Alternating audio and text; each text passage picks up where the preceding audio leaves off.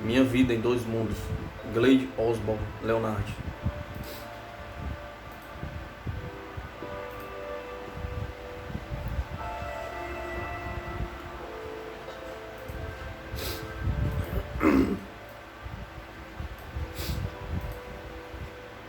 Fenômenos físicos. Ao escrever este livro, espero que ele seja lido de certa forma por pessoas que tenham tido pouco ou nenhuma experiência pessoal sobre esse assunto vasto de fenômenos físicos. De fato, meu objetivo ao escrever sobre minhas dificuldades iniciais de forma tão simples quanto possível deve-se principalmente ao fato de poder incentivar algum leitor interessado em tomar coragem de investigar por si mesmo. Logo, meus amigos mais sofisticados e experientes devem perdoar-me às vezes que explico em um nível bastante elementar as coisas com as quais eles são tão familiares que provavelmente saibam muito mais do que eu. Até agora eu falei a maior parte do que chamamos de fenômenos e mediunidade mentais, com exceção talvez de que um incidente onde Florence, Neile e eu exigimos uma manifestação objetiva do poder, e que resultou na melhor experiência aterrorizante do braço cabeludo em torno do pescoço de Neile. Também alguns dos mais recentes fenômenos dos quais experimentamos durante nossas sessões de mesa, tais como as formas de silhuetas ou sombras nas paredes, e a forte pancada que mantinha a hora exata com o nosso canto, e novamente mais tarde aos aromas fortes dos quais lhe falei. Estes viriam todos sob o título de fenômenos físicos. Costumamos falar de todos os fenômenos objetivos como pertencentes à classe física, porque os resultados podem ser sentidos, vistos e ouvidos pelos sentidos físicos do tato, visão e audição, e falamos de fenômenos subjetivos como pertencentes à classe mental, porque pode ser percebido ou sentido ou reconhecido através dos canais da mente.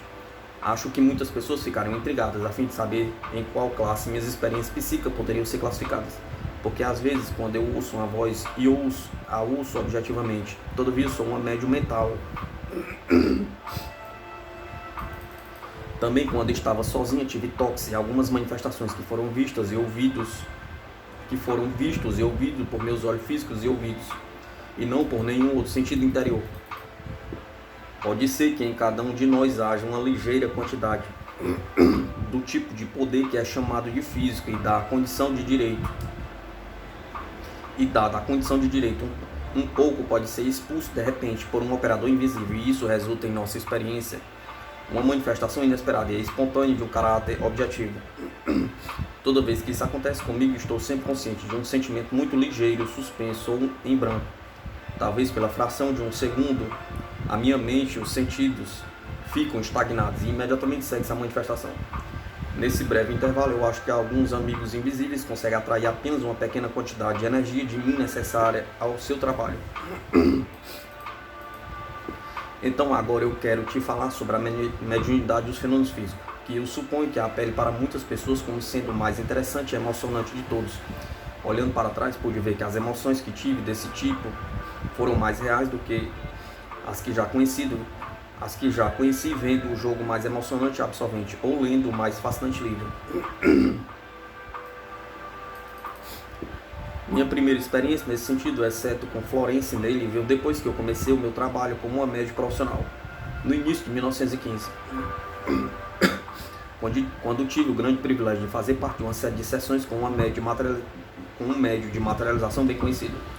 Até esse momento, meu marido tinha sido capaz de tomar qualquer ação prática em nossas sessões em casa, pois Feda sempre disse que ele não devia sentar-se comigo enquanto ela estivesse me controlando, já que ele também tinha a capacidade de entrar em transe, mas em um estado mais profundo do que o meu, e que poderia ser ruim para a sua saúde, a menos que ele fosse capaz de desenvolver gradual e cautelosamente, como eu tinha feito.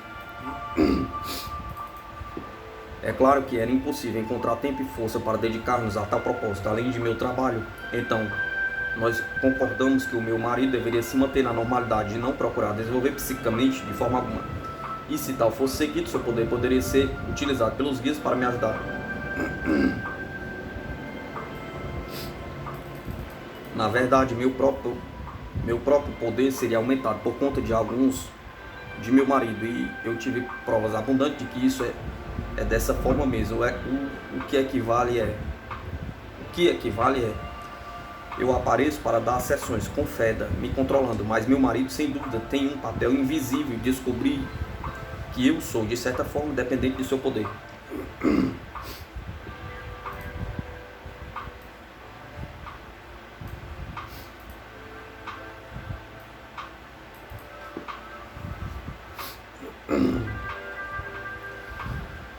Por exemplo, nos primeiros dias do meu trabalho profissional, estávamos tendo uma luta difícil para sobreviver, pois havia tantas pessoas que precisavam dos meus serviços e de muitos outros médios também que haviam perdido entes queridos na guerra ou às vezes a sua fonte de renda.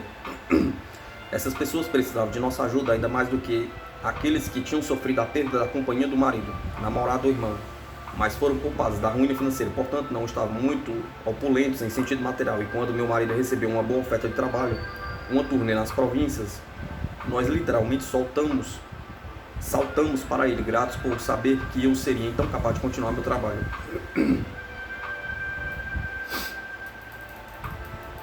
Eu precisava de toda a minha força e vitalidade naqueles momentos de tentativa e de ansiedade, sem a preocupação com as despesas do apartamento, incêndio, iluminação e o aumento do custo de vida que muito rapidamente se fez sentir.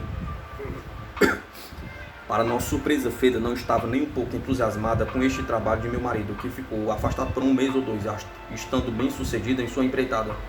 Mas ela anunciou que ele deveria retornar, pois ela descobriu que não poderia usar o poder ou não tinha suficiente durante a sua ausência.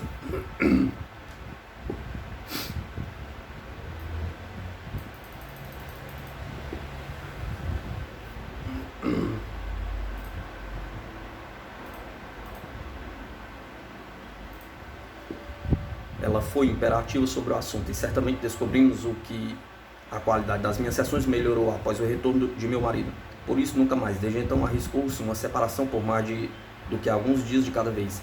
Até o início de 1915, embora meu marido tivesse ouvido falar de minhas experiências com Florence Neely e Agnes e outros amigos, ele estava ciente de tudo o que Feda fazia através de mim. Ele não teve nenhuma experiência em primeira mão do seu próprio poder. Ele ocasionalmente lia literatura sobre espiritismo, mas sempre dizia que não podia levantar qualquer entusiasmo profundo pela leitura sobre o assunto até que ele tivesse algum contato pessoal com o outro lado. Então, quando eu entrei em contato com um médium realmente poderoso de materialização, eu pensei que excelente oportunidade para o meu marido ver e ouvir algo por si mesmo. Claro que eu deveria tê-lo iniciado gradualmente, sentando à mesa regularmente, mas naqueles dias eu não tinha o poder, vitalidade ou tempo de sobra para muitas sessões pessoais, depois que eu terminava meu trabalho profissional a cada dia. Não me ocorreu que, apesar de uma sessão de materialização pudesse ser bem convincente e emocionante, ela também poderia ser uma experiência extremamente alarmante para um completo novato sobre o assunto. Ver mais do que esperávamos. Cerca de uma dúzia de nós reunimos com o médium em um quarto absolutamente vazio, com exceção de uma cadeira de madeira simples para cada assistente e outro para o médium. Uma pequena mesa octagonal, medindo cerca de 80 centímetros de diâmetro, e um par de cortinas de sarja pendurado em um canto da sala. E um par de oblongos pedaços de madeira fina, cerca de 30 por 15 centímetros, pintados de um lado com forte pintura luminosa, que nos foi explicado eram para ser utilizado pelos espíritos materializados, para manter perto de seus rostos, para que iluminasse suas formas mais claramente. O médium se referia a estas chapas pintadas como chapa azul. O piso estava totalmente coberto com linóleo. Todos os assistentes se conheciam, mas eram estranhos ao médium. Nessas ocasiões, os assistentes foram colocados em forma de ferradura, homens e mulheres, alternadamente nas extremidades abertas da ferradura, terminando perto do canto cortinado, no qual o médium sentou-se em boa parte da sessão. O médium deixou o bico de gás bem cheio no início da audiência. Podia-se ler impressões muito pequenas com a luz. A porta estava trancada. O médium agora ficou à frente das cortinas, no interior da ferradura, formada pelos assistentes, com a mesinha, cuja presença me intrigou ao seu lado. Ele nos pediu para darmos as mãos. Os dois assistentes das pontas da ferradura colocaram as suas mãos livres sobre as mãos dos companheiros próximos a eles. Foi-nos dito que isso era para fechar o círculo de energia, até que se tornasse forte o suficiente para ser usado. O poder magnético criado por este procedimento logo se fez sentir. Era como uma corrente elétrica fraca.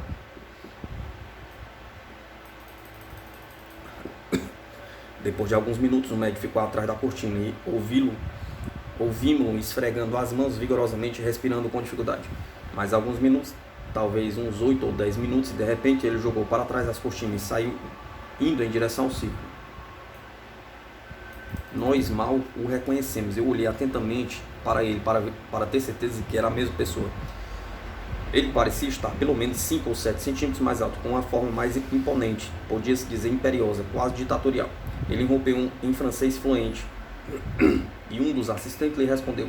Ele explicou que era um médico francês, canadense, que era controlador regular do médico. E ele disse que, como ganhou mais controle sobre o cérebro do médico, ele seria capaz de usar mais o seu idioma, o que de fato aconteceu. E ele falou em um inglês deficiente, facilmente inteligível para todos nós, mas ainda mantendo uma personalidade muito diferente daquela do médium em seu estado normal. Ele instruiu a assistente, que estava sentada na ponta do lado esquerdo da ferradura, a liberar a mão esquerda e jogá-la para fora em direção a ele.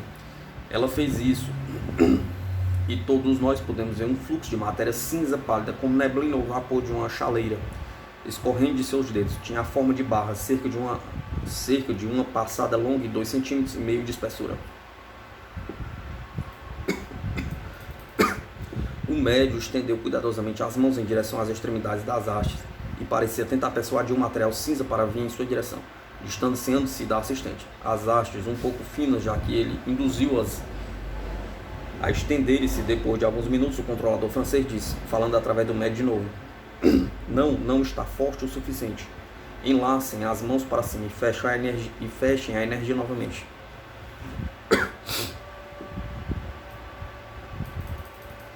Os assistentes obedeceram durante alguns minutos, durante o qual a corrente elétrica se tornou tão forte que algumas das mãos dos assistentes foram puxadas para cima e para baixo. Não conseguiam mantê-las firmes. A assistente posicionada na ponta foi instruída a estender a mão ao médium, como antes, e desta vez a vara de material de vapor era muito mais grossa e mais longa. O controlador manifestou sua manifestação e começou o movimento de desenho novamente, ao direcionar a substância cinzenta para si mesmo. Ele parecia esfregá-la vigorosamente em seu peito. Em seguida, ele jogou em rolos em volta do pescoço. Podemos ver estas bobinas em torno do pescoço, dos ombros, por alguns segundos, e depois eles pareciam estar absorvidos em seu corpo. Esta operação durou vários minutos. Ele então colocou os dedos de uma mão levemente no topo da mesinha, instruindo a assistente da ponta a colocar a mão esquerda sobre ela também. Ele assim o fez e a mesa subiu vários centímetros no ar, leve e graciosamente. Foi tão alto que a assistente teve que se levantar e segurar seu braço o mais alto possível, a fim de manter os dedos em cima dela. Foi muito curioso assistir em meio a uma luz brilhante uma mesa no ar, sem qualquer tipo de apoio sobre ela. Um fenômeno simples, mas muito marcante e convincente. O controlador em seguida disse aos assistentes que ele iria dar-lhe uma ilustração do que aconteceria se ele soltasse as mãos e quebrasse a corrente de energia durante a sessão. Ele pediu um assistente do centro da ferradura para desvincular-se imediatamente a mesa caiu no chão. Os assistentes uniram-se de novo durante alguns minutos e a assistente da ponta foi instruída a expulsar o gás que estavam próximo a ela. Após o médium ter se retirado de trás das cortinas e sentado na cadeira de madeira, estávamos agora quase na escuridão, exceto por uma luz vermelha que queimava no alto de um canto da sala. Tínhamos sido instruídos a cantar baixinho, de modo a tornar as vibrações que pareciam ser necessárias em todos os círculos de fenômenos de materialização a voz direta. Prometemos não decepcionar por ser opressivo e silencioso e entrar em ação, pensando em todas as músicas possíveis, de modo a não ter longas pausas entre elas. Eu acho que todos nós tivemos a sensação de ter que esperar algum tempo antes de qualquer coisa acontecer. E eu sei que o meu marido teve uma ideia de que se ele realmente visse algo nessas condições seria uma forma muito vaga, provavelmente a uma distância que ele não seria capaz de examiná-lo de maneira alguma.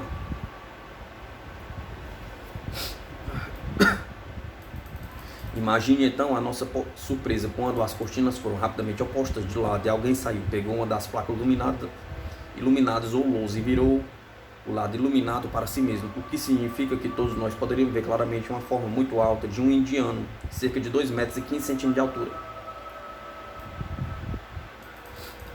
vestido com um robe lindo, com um turbante alto e uma espada ao seu lado. Suas vestes pareciam ser compostas de muitos metros de material. Parte dela era branca e pendurada em pesadas dobras de seu ombro. Ele saiu do círculo e foi em direção onde o meu marido estava sentado e estando de pé em frente a ele. Abaixou-se e colocou seu rosto perto de meu marido, segurando a placa luminosa para que meu marido pudesse examinar cada poro da pele. Lembro-me de que, fiel a nossas instruções, nós estávamos cantando Annie Laurie baixinho, mas com entusiasmo. A tentativa de meu marido para continuar a cantar com o indiano à sua frente era cômica. Seus dentes batiam tão alto que podíamos ouvi-lo mais do que o canto. Ele nos disse mais tarde que nunca havia entendido o significado de o seu cabelo ter ficado em pé. Mas agora ele disse que sentiu seu cabelo aumentando rigidamente em sua cabeça. Foi diferente de tudo que ele esperava. Após 1 minuto ou mais, o interesse superou seu medo. Ele olhou fixamente para o rosto do indiano e pôde ver, como eu vi depois, as pequenas veias avermelhadas em seus grandes olhos amendoados que ele gentilmente girava. Assim meu marido pôde examiná-los.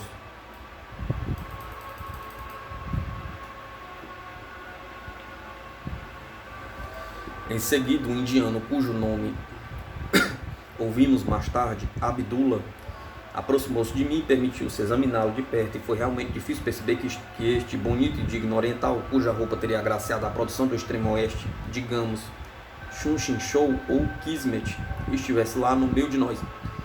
Aparentemente tão sólido quanto nós mesmos, e ainda assim sabíamos que ele desapareceria novamente em pouco tempo. Logo ele começou a derreter. Esta é a única palavra que eu consigo pensar para descrever o processo pela qual se desapareceu gradualmente em frente aos nossos olhos. Foi exatamente como segurar cera na frente de um fogo, mas não havia nada deixado depois. Várias outras formas saíram do armário, uma de cada vez, às vezes tão rapidamente que se questionavam como elas tinham conseguido o poder de se moldar ao corpo etéreo e ficar temporariamente visível aos nossos olhos terrenos. Porque é o que acontece em uma sessão de materialização. É claro que ao dizer isso eu estou tentando descrever uma operação complicada para você em poucas palavras, pois a quantidade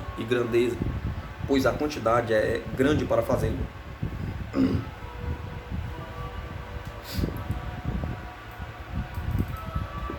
Ao todo, cerca de 1 dúzia de formas mostraram-se. Homens e mulheres, jovens e idosos, crianças e também um cãozinho que pertencia a uma das assistentes e que ficou tão feliz em manifestar a sua dona e muito mais animado com isso, a julgar por seus fungados e latidos ofegantes e bruscos, do que até mesmo dos espíritos humanos. Os últimos expressaram sua felicidade de serem capazes de mostrarem-se de forma tangível para os seus amigos na Terra. Mas sabias que eles estavam ansiosos sobre o sucesso de seus esforços? Estavam mais ansiosos sobre o sucesso de seus esforços do que estava o cãozinho.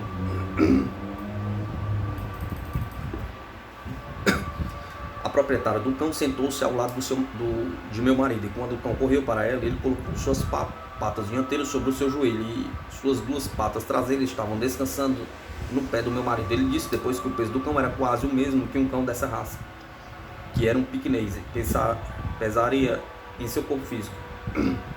Tivemos um piquenês que muitas vezes ficava em apenas um pé a fim de escalar até o joelho de alguém.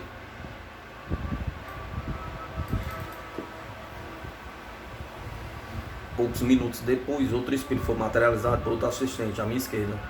Como estávamos sentados em um semicírculo e só conseguia ver o perfil do espírito, mas reconheci-o por meio de uma fotografia que sua esposa havia me mostrado. Notei que ele usava roupas à moda antiga, um casaco preto, camisa branca, engomada e gravata preta.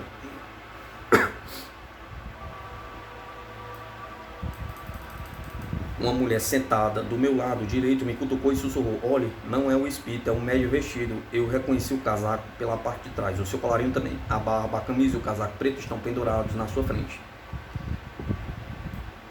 Ela insistiu nisso, o que me deixou chateado e preocupado. Em silêncio, enviei uma oração para que alguma luz pudesse ser lançada, pois eu mesmo achei que a parte de trás do casaco parecia diferente da parte da frente. Uma resposta veio rápido e inesperadamente. O espírito materializado desapareceu, e em seu lugar veio Abdullah novamente. Ele ficou bem na minha frente, olhando de maneira investigativa. Senti que havia algo que ele queria me dizer ou me mostrar. Então meus olhos não o deixaram enquanto caminhava lentamente, cruzando a sala em direção ao canto oposto onde o médium repousava em uma cadeira, em estado de transe profundo, segurando as lousas iluminadas.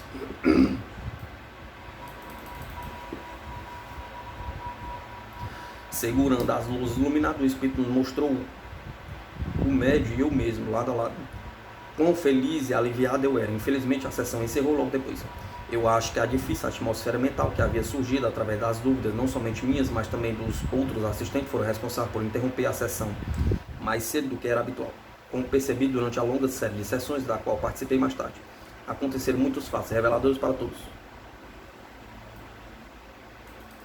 O médium ficou bastante exausto depois de tudo, o que sempre acontecia quando uma condição adversa surgia durante a sessão. Quando as condições de tempo estavam secas e claras, que é bem importante para as manifestações físicas, e assistentes experientes e simpáticos estavam presentes, o médium apresentava pouca fadiga nenhuma. Uma vez que eu estava sentada com o mesmo médium, com apenas 3 amigos presentes, ficamos no círculo. Uma tempestade veio enquanto estávamos sentados. A tempestade lá de fora não se comparava à da sala, posso garantir. Foi aterrorizante. A sala e os assistentes foram iluminados por grandes raios de luz e os choques elétricos eram tão graves que senti que eles se tornassem mais fortes. Poderíamos ser eletrocutados. O guia-chefe do médio de repente falou durante uma pausa temporária dos fogos de artifício e disse de forma urgente e um pouco irritada: desatar as mãos e parar a sessão de uma vez. Você não pode ver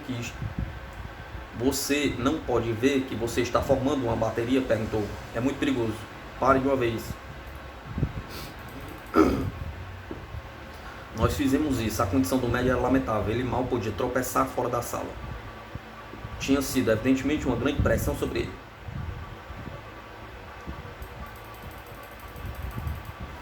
Um espírito nos acorda um pouco.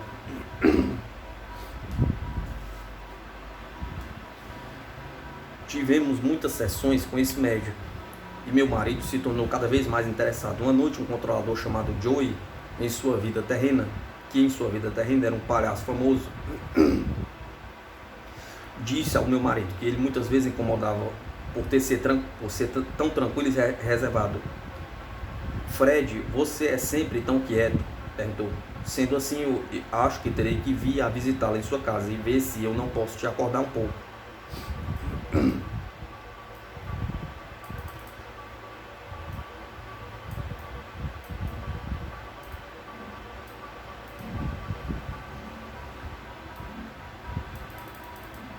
Meu marido disse: bem, Joey, gostaria muito se você o fizesse, mas como eu saberia que você estará lá, se não temos esse tipo de poder para que você possa se manifestar? Oh, sim, você tem, disse Joey. Eu acho que você tem o suficiente para usar, de modo que eu possa deixar você saber quando eu estou lá, de uma forma ou de outra. Notei que meu marido duvidava da capacidade de Joey fazer algo desse tipo em casa. Morávamos em Londres, em um apartamento pequeno, composto pelo andar até e o porão. Nossa própria sala de estar e sala de jantar estavam neste porão, e existia um longo lance de escadas até a porta de entrada do apartamento. Abrindo a porta, deparava-se a um corredor com cerca de 5 metros de comprimento, ao final do qual havia uma porta utilizada pelos ocupantes dos apartamentos acima do nosso. Esta porta ficava fechada, mas sempre podia ser aberta pelo lado de dentro ou de fora, acionando uma campainha elétrica fixada nas portas de cada apartamento. A campainha da nossa porta tocava no porão.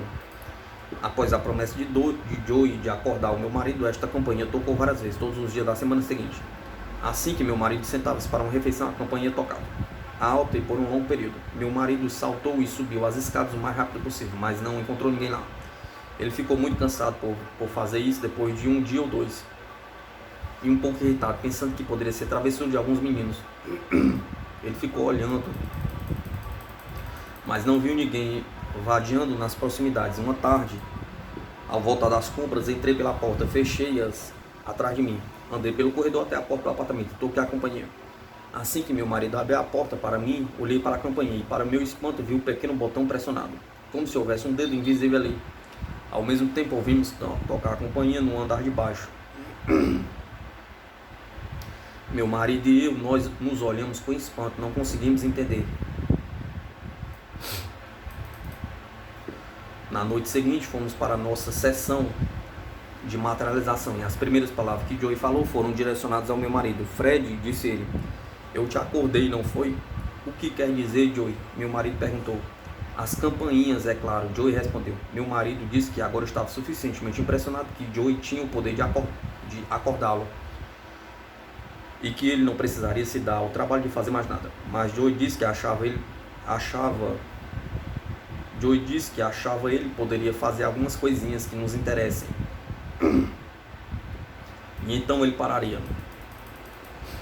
Agradecemos por todos os problemas pelos quais ele estava passando. Eu estava secretamente bastante satisfeito, pois o meu marido estava recebendo realmente uma boa dose de evidência de que as coisas sobrenaturais poderiam ser realizadas em sua residência.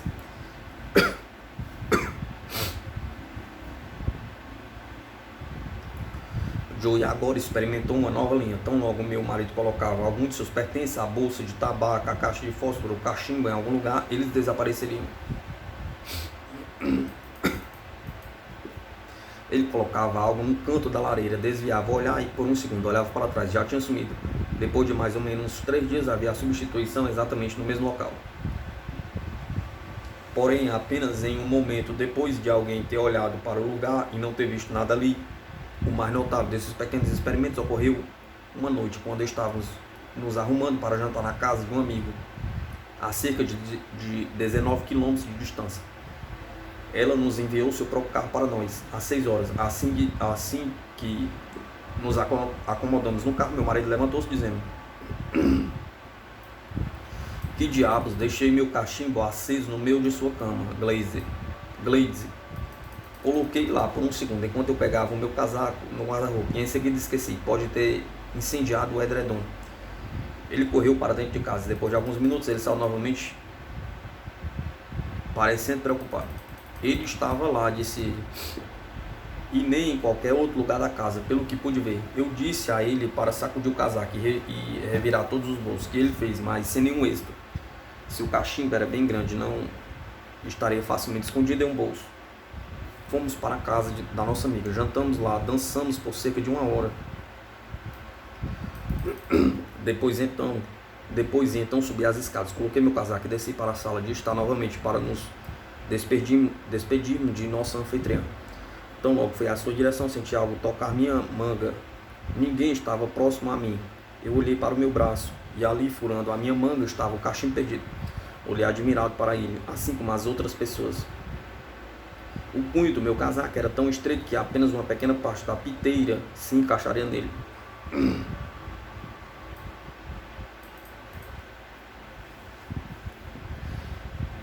Da vez seguinte que falamos com Joe e garantimos que lhe tínhamos tido ampla evidência de sua capacidade de nos expor poder suficiente para nos mostrar que ele estava lá e que ele não precisava se esforçar ainda mais nesses assuntos. Em regra geral, a ordem dos fenômenos nessas sessões era bem semelhante. O médium entrava em estado de transe e era controlado em seguida, e em um transe mais profundo os guias que trabalhavam com ele falariam e mostrar-se-iam depois. Eles iriam ajudar os parentes e os amigos dos assistentes a revelarem e se manifestarem. Claro que os operadores regulares foram mais proficientes em todos os sentidos do que os novos, que muitas vezes só podiam apenas construir os seus rostos para que pudéssemos vê-los, ao passo que os mais experientes eram capazes de nos mostrar suas formas inteiras e cada detalhe de suas roupas. Que absurdo seria imaginar que, em tal sessão como eu descrevi para você, o médium pudesse vestir-se elegantemente com todos esses trajes elaborados, às vezes em apenas alguns segundos. Entre as trocas e muitas vezes sem intervalos, nós muitas vezes víamos um espírito materializado colocar a chapa iluminada no chão e o segundo buscá-la com rapidez de um raio.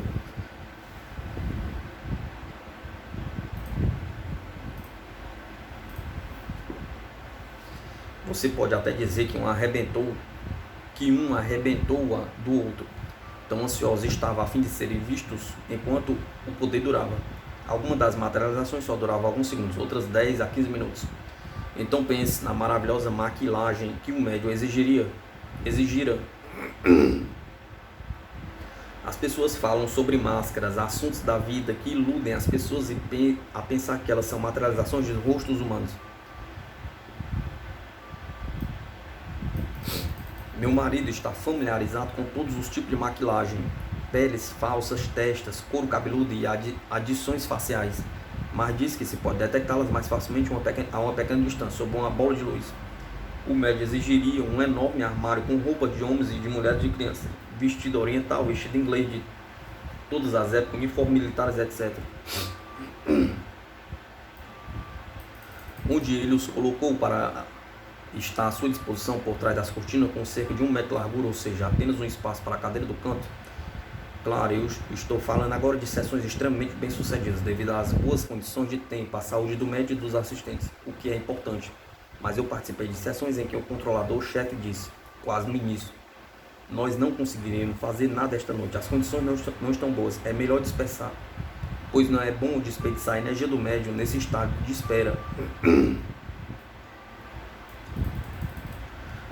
A ocasião alia-se devido à urgência de algum dos assistentes, que poderia ter vindo de longe e estaria desapontados por ter que ir embora de novo sem ver nenhuma materialização.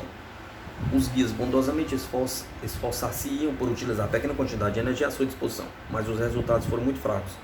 A materialização consistia de traços indistintos e confusos que não correspondiam a ninguém, como o espírito de um jovem que foi morto na guerra disse à sua mãe em uma sessão posterior, referindo-se às suas tentativas de mostrar o seu rosto: mãe, senti-me como se fosse mais um pudim de sebo mal cozido do que qualquer outra coisa.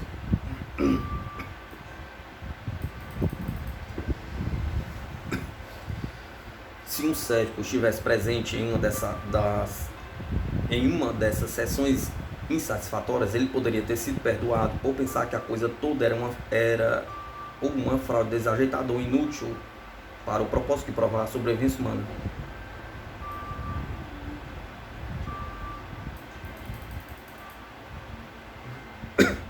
Relativo às fadas e aos ataques aéreos.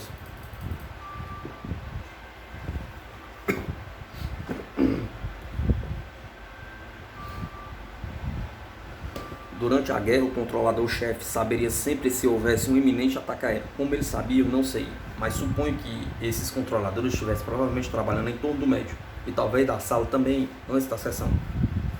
Na verdade, eles muitas vezes nos dizem que há muito a ser feito a fim de ajustar as condições psíquicas em torno de um médium antes da sessão. Frequentemente sabia que algo desse tipo estava sendo feito para mim, e havia o cuidado de se afastar do mau humor, da ansiedade, da excitação de qualquer origem. Enquanto esse processo de ajuste estivesse ocorrendo, muitas vezes penso que a mediunidade significa a prática constante do autocontrole.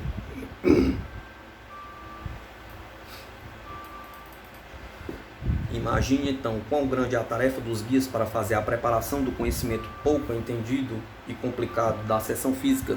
Como os guias parecem estar atuando nas condições da Terra temporariamente, provavelmente eles mantêm uma grande parte da sensibilidade que eles possuem em seu próprio plano espiritual e são, portanto, capazes de sentir o perigo iminente, como os cavalos e o gado pressentem o fogo que não podem ver e que podem estar a certa distância. De qualquer forma,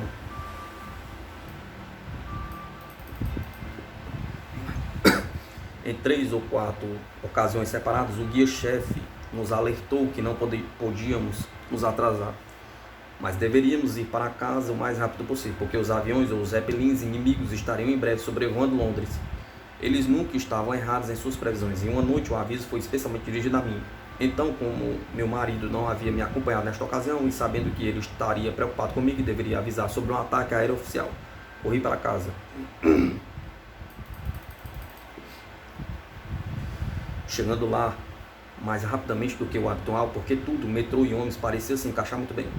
Nenhum sinal foi dado quando entrei em nossa casa, e como eu sabia que os guias estavam sempre corretos, pensei em começar a minha habitual fabricação de pães para a semana, a fim de preencher o tempo. Não costumávamos ir para a cama para sermos despertados pelos barulhos terríveis das armas antiaéreas. Então também as pessoas dos apartamentos assim do nosso costumavam descer e perguntar se eles poderiam ficar em nosso porão, por isso tivemos que levantar para deixá-los entrar.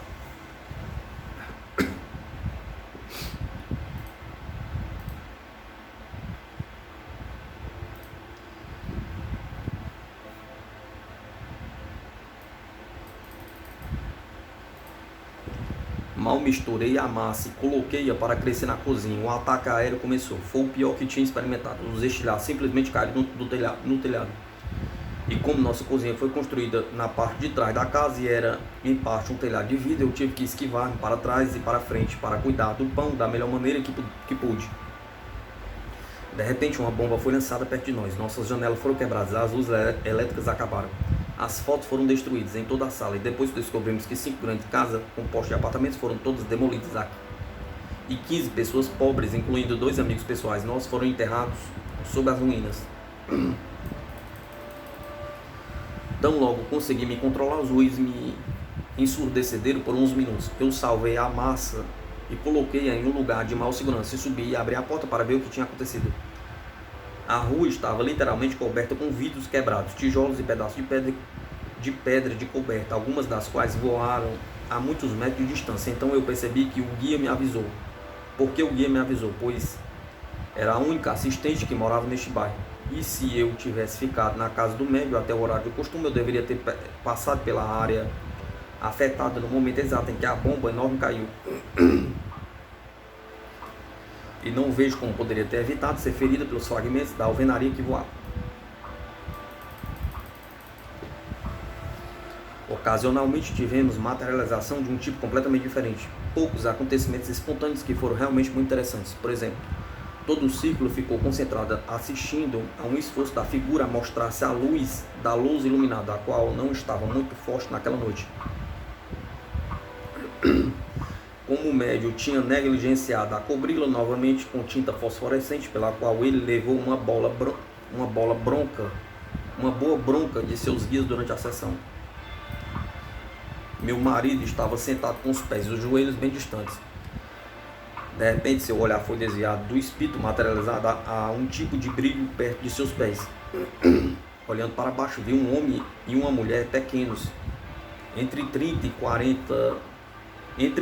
a 45 centímetros de altura, em pé entre os joelhos. Eles estavam de mão dadas e olhando para o rosto do meu marido, como se eles estivessem pensando: que diabos é isso? Eles pareciam estar muito interessados, se não mais ainda nele e nos detalhes de sua aparência, como eles estavam nas deles.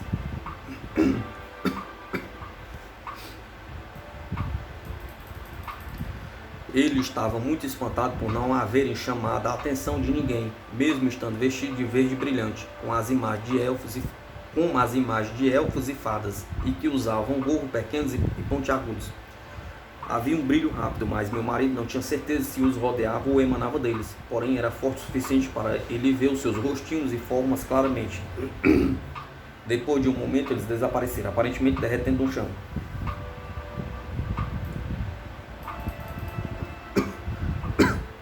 Outra vez eu me vi sentado ao lado de um estranho no círculo. Pelo menos era um estranho para mim, mas ele tinha assistido ao círculo 2 ou 3 vezes quando eu não estava presente. Eu não ouvi o nome dele, nem ele o meu. Mas percebi, observando, que ele era um homem naval. Extremamente prático, simples, sem disparate sobre ele.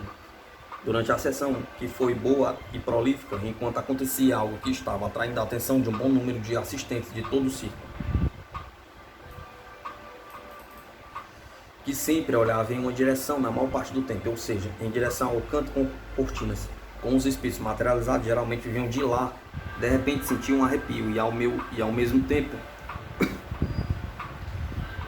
senti o meu vizinho, o homem naval, teve um leve calafrio. Você vai se lembrar de que sempre dávamos as mãos durante a sessão. Em poucos segundos senti-me tão frio quanto o gelo. Assim aparentemente fez o homem naval, a julgar pela sua mão. Ele virou-se para mim e sussurrou: você sente alguma coisa? Está terrivelmente frio em nossas costas, não está? Concordei. O frio parecia vir de trás de nós. Eu olhei para cima do ombro direito, sem mexer na minha cadeira, e para meu espanto vi logo atrás de nós a Branca de Neve, a figura imponente de uma mulher, olhando exatamente como uma bela estátua de mármore ou alabastro. Seus olhos estavam fechados, as mãos cruzadas, como se estivessem em oração. Ela estava se movendo perto de nós, como se estivesse andando em um sono profundo. Ela passou lentamente entre nós, mesmo com as mãos com as nossas mãos unidas. Ela passou por nossos braços, pulsos e mãos.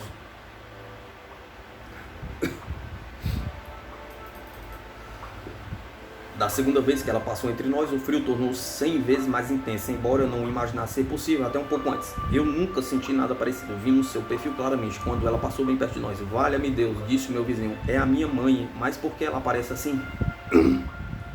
Perguntou. Ela se moveu, dificilmente se pode chamá-la de andar, pois ela parecia deslizar sobre o chão sem mover as pernas ou os pés, em direção às cortinas, e desapareceu. Poucos minutos depois ela reapareceu, feliz e animada, e teve uma conversa íntima com seu filho, que estava muito satisfeito. Concluiu depois de tudo que ela disse a ele.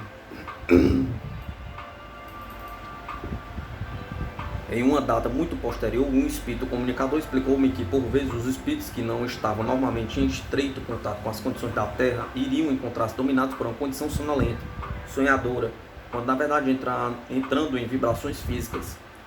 Isso só durou um certo período de tempo, com a maioria das pessoas.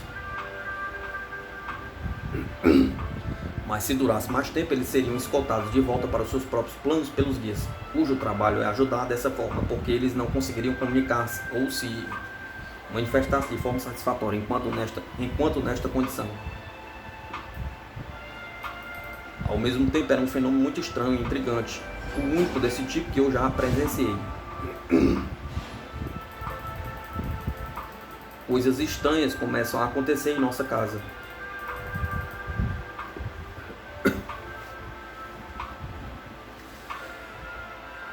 Nós apreciamos muitas sessões interessantes com outros métodos de efeito físico também. Eu sei que muitas pessoas dizem que não gostam de sessões de materialização, ou até mesmo da voz direta, mas acho que é extremamente importante desfrutar essas experiências, de modo que possa haver o conhecimento de que é possível de ser feito, dadas as condições certas, porque estas coisas não acontecem com as pessoas comuns, nas casas comuns pertencentes a pessoas comuns. É uma questão que é muitas vezes levantada. Bem, eles fazem isso acontecer. Eu tive muitos amigos que nunca participaram de uma sessão espírita de materialização e que tiveram fenômenos extraordinários acontecendo em suas próprias casas. Eles não compreendem, às vezes eles temem esses fenômenos, possivelmente porque não entendem. Por conseguinte, a manifestação é geralmente desperdiçada com eles. Os guias muitas vezes nos disseram que sabiam que uma determinada pessoa tinha um poder que eles poderiam usar, mas que diretamente o fizeram. A pessoa ficou tão assustada que eles tiveram que desistir. Os guias têm de ser muito cuidadosos com as pessoas nervosas.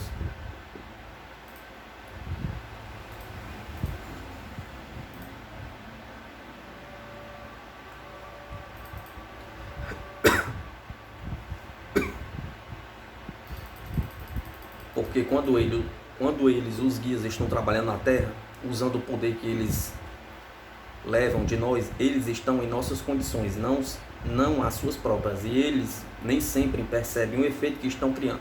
Às vezes eles pensam ter usado uma pequena quantidade de energia e descobrem também que é mais forte do que o esperado, ou por alguma razão desconhecida, eles têm produzido um efeito muito mais forte do que o previsto, ou mesmo no momento desejado. Isto se aplica especialmente aos casos de fenômenos espontâneos, que são sempre mais difíceis de gerir ou controlar do que os fenômenos cuidadosamente planejados e ordenados de uma sala de sessão normal, onde os guias, controladores e médios são cautelosamente treinados durante um longo processo de desenvolvimento.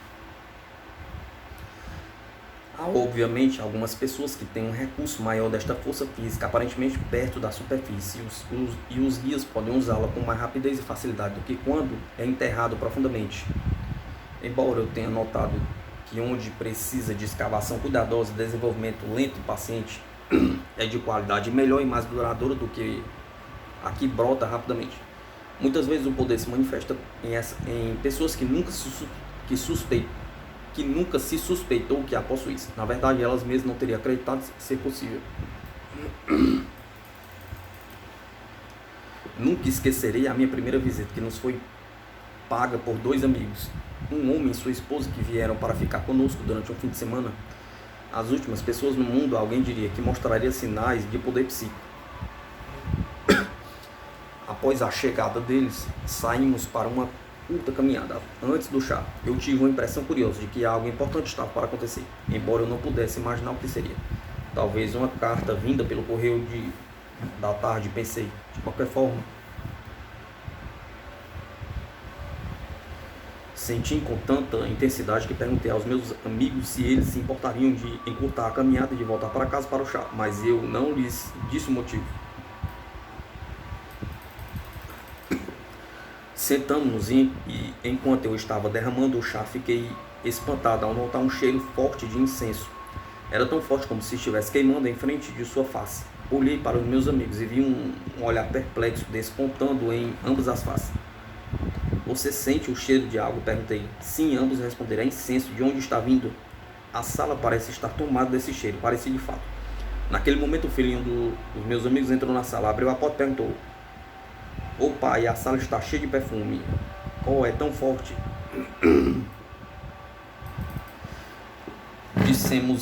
Dissemos a ele para entrar e fechar a porta e tomar o seu chá. O cheiro sumiu, depois retornou mais forte do que nunca. Meu marido então entrou e ele também exclamou, imediatamente dizendo: Ora, o lugar está cheio de incenso. Você queimou um pouco? Perguntou.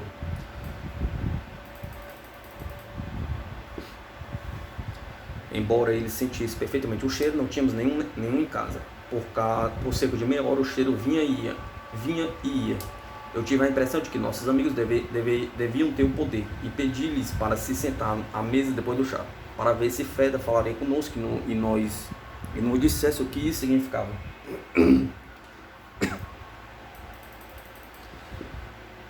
Fizemos-lo usando uma pequena mesa de bambu e Feda veio imediatamente. Ela confirmou minha impressão e disse que ambos os nossos amigos tinham poder para materialização, a voz direta e levitação de objetos, que um investigador científico chama telecinese, mas que Feda geralmente chama de tincans, pois ela diz que o verdadeiro nome a incomoda.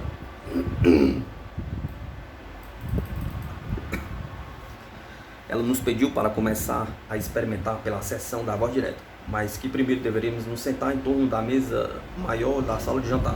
Quando Feda mencionou a voz direta, lembrei-me de como, alguns anos antes, eu havia tentado desenvolver durante 2 anos contínuos. Eu não contei a você sobre isso, porque as sessões eram quase malogradas e, portanto, não havia nada de interesse para relatar.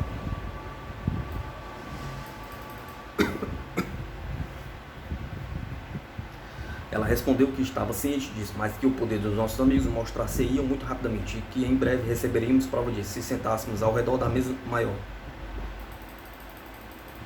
Nós olhamos para a mesa referida e rimos com a ideia de ver aquela mesa tão grande e pesada em movimento. Ela sempre foi usada como uma mesa de jantar, medindo 2 metros de comprimento e 1,5 de largura, com 4 pernas pesadas e sólidas, uma em cada canto. Na noite seguinte, nós fizemos como Feda solicitou, e sentamos-nos em torno dela. Fiquei em uma ponta, meu marido na outra, e os nossos amigos em ambos os lados. Diminuímos a iluminação um pouco, mas podíamos ver claramente. Nada aconteceu, e nós nos sentamos por meia hora ou mais. Então eu me lembrei de que, nos dias de nossas sessões de mesa com Florence e Neile, Feda sempre nos disse para cantarolar ou cantar se nada estivesse acontecendo, pois ajudaria as condições psíquicas de se criar vibrações harmoniosas. Sugeri que poderíamos cantar a música favorita de Feda, Fica Comigo, e fizemos isso. Chegamos diretamente ao ponto. Onde está Aguilhão da Morte, etc. A mesa levantou-se firmemente de um lado até que duas de suas pernas estivessem pelo menos a 60 centímetros do chão. Nossas mãos estavam descansando levemente em cima dela. Ela abaixou rapidamente novamente e subiu, subindo e abaixando rapidamente, mas ritmicamente, adequando-se ao nosso canto.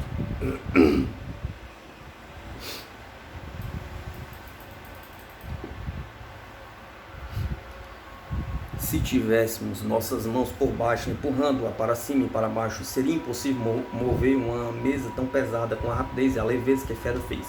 Até esse momento esqueci-me completamente de que era sempre nessa linha significativa, onde está o aguilhão da morte, etc., que Feda começou a mover a mesa de alguma forma especial.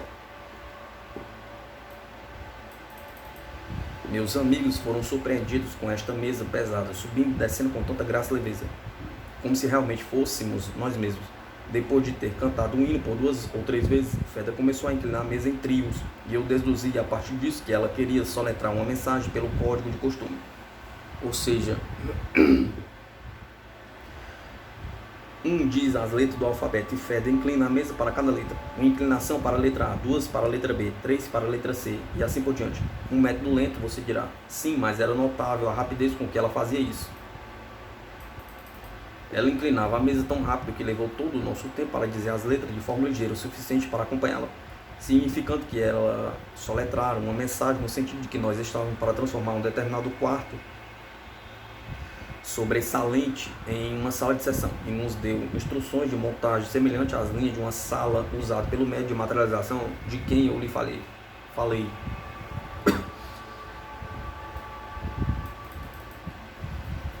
Exceto que ela disse que ninguém sentaria no nicho cortinado, pois isso seria apenas usado para coletar o poder, e que nós quatro,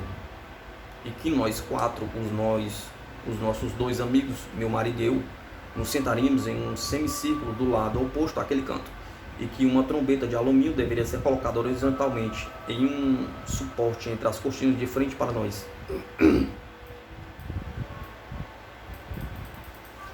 As instruções dadas foram muito claras e nós perguntamos aos nossos amigos se poderiam prolongar a visita para que pudesse colocá-las em prática. No dia seguinte, preparamos o quarto de hóspede como foi instruído e sentamos-nos como nos foi dito. Nada aconteceu, nem mesmo uma coisa mínima. Então, depois de 1 hora, descemos as escadas e sentamos à mesa novamente.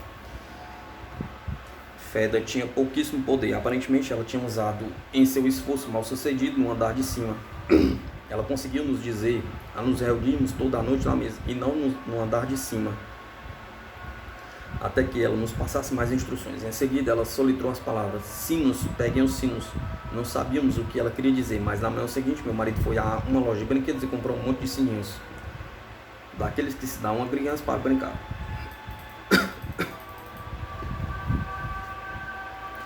Naquela noite, nós levamos a mesa grande para a sala de estar. Como a casa era semi-independente, e na noite anterior, quando Feda se tornou bastante peremptória em suas instruções, ela levantou a mesa bem alto e atirou-a novamente, com tanta força que os nossos vizinhos de porta bateram na parede contígua em protesto.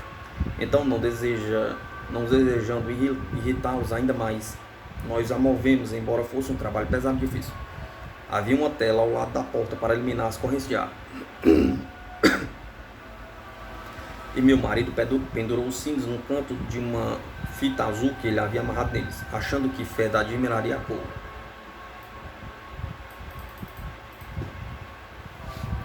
Após sentarmos por algum tempo e nos obtermos nenhum resultado em particular, exceto toques de mesa, começamos a cantar um hino favorito novamente. E na linha Onde está o Aguilhão da Morte, os sinos foram violentamente tocados. O barulho veio tão de repente, num momento de forma tão inesperada, todos nós pulamos, que parecia estragar as condições, mas nada aconteceu depois. Um momento antes do sino tocar, meu marido disse que sentiu uma mão pequena e quente colocada bem em cima dele, e deixou-o lá por alguns segundos. Foi então removido e os sinos imediatamente tocaram.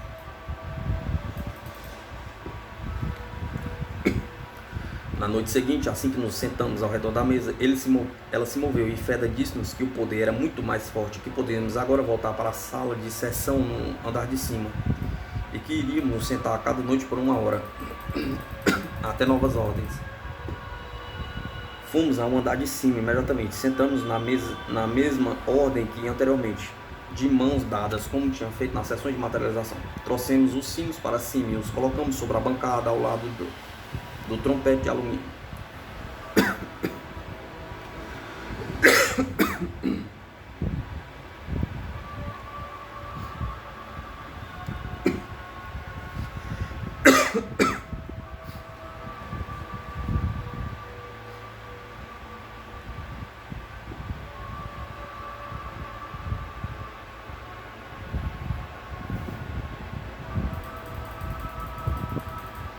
Enquanto estávamos cantando o hino de costume, Fica Comigo, os sinos soaram alto.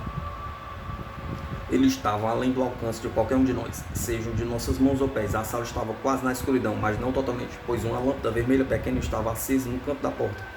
Mas a luz foi impedida de cair diretamente sobre nós, por uma tela que tínhamos colocado na frente dela. Você deve se lembrar que estávamos todos de mãos dadas, de modo que, se um de nós se movesse, o do lado saberia.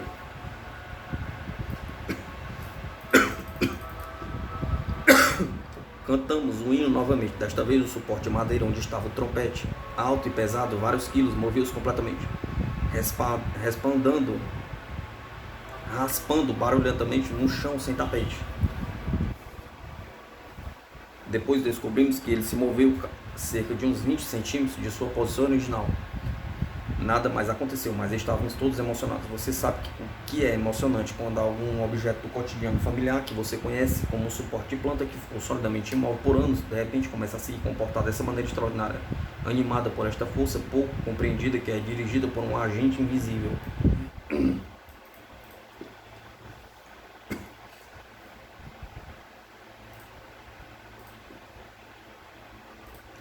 Mais tarde, durante o jantar, nós discutimos sobre o assunto por um longo tempo e todos concordamos que era mais interessante e fascinante do que qualquer coisa que pudéssemos imaginar.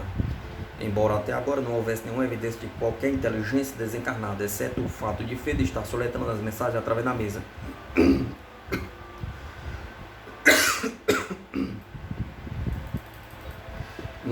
Na noite seguinte, nós nos sentamos novamente. Os sinos começaram a tilintar baixinho, bem no início da sessão, e descobrimos que eles estavam sendo tocados 3 vezes. Depois de uma pausa, mais 3 vezes novamente, pedimos a Feda se ela pudesse responder as perguntas com sim ou não, tocando os sinos 3 vezes para sim e 1 vez para não. Ela ficou encantada com essa sugestão e tocou-os vigorosamente.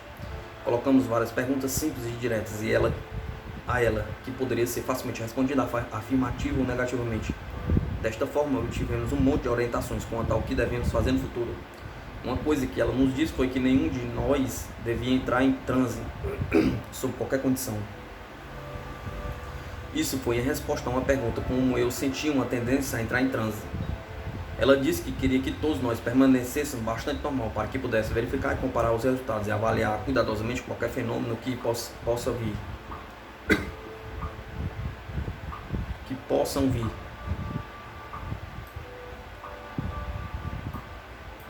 Minha vida em 2 mundos, Glaze Osborne Leonard.